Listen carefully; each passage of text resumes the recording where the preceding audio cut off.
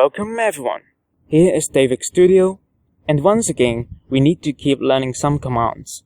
So today we are doing the command journey part 3. Let's go back to something we have talked about, shall we? The mv move command is used to move a file to another place. So what about moving more than one file? Do we need to do them one by one or something? Well, there's no need for such complicated procedures in Linux. Just remember the last argument is the target place, which is the directory, and before that last argument, you can include as many files as possible. For example, I have 3 files as shown in the picture. I want to move them all to the folder testing. If they are all in the present working directory, all I need to do is simply type in mv by hello ;cu, and then the last argument is /testing. That's all. Well done. After that, I want to have a quick look on the permissions of files in Linux. I'm going to briefly introduce the big 3. First, read permission. Second, write permission. Third, execute permission. They mean what their names exactly tell us. So, why do we need to know such things? Because we want to use the chmod command. Basically, it is change file mode bits, meaning to change permissions, okay? Now, the syntax may look a bit confusing, but don't worry, we will go through them one by one. First, you need to type chmod, because it is the command name, right? So chmod is a must. Then, if you want to specify a particular user group, you may need to use symbols. U means owners, G means the owning group, O means other users, and A, which is the default setting, means all users. Now, you can choose not to specify any group, and it's not a must for you to type those symbols. But you need to type the following. You have to type plus, minus, or equal. They mean exactly what they tell, okay? They make sense since after them you need to type what permission you would like to plus, minus, or change to of a file.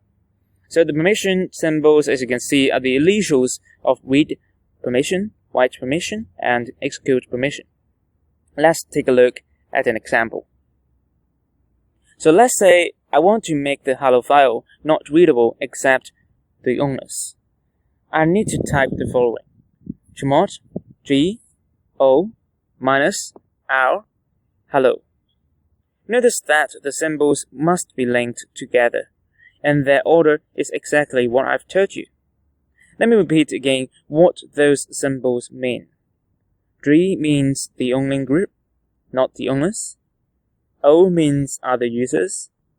Minus means to get rid of. R stands for read permission. Does the order make sense now? As a result, when other users try to open the file, they can't.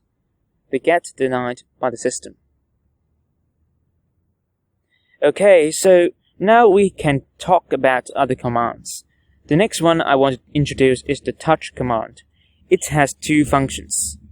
When you touch an existing file, the file's last accessed and modified time would be updated. When you touch a non-existing file, the file will be created. So now I want to create a text file.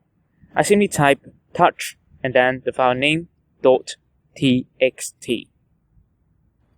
Sometimes you want to open a directory or folder other than a file. What we do is simply use the mkdir command, meaning make directory.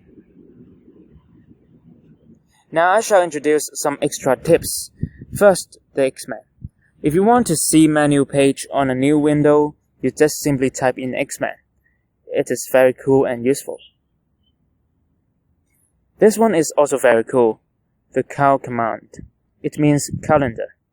When you type in it, you get a nice calendar in the terminal.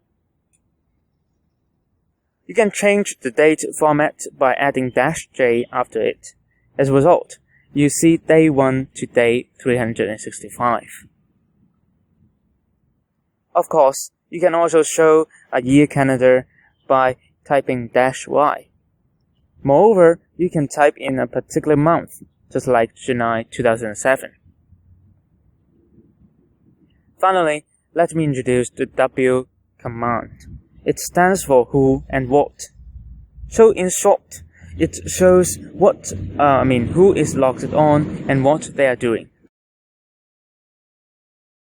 With that, I have to end this episode here. Thanks so much for watching. Have a great time. See you soon.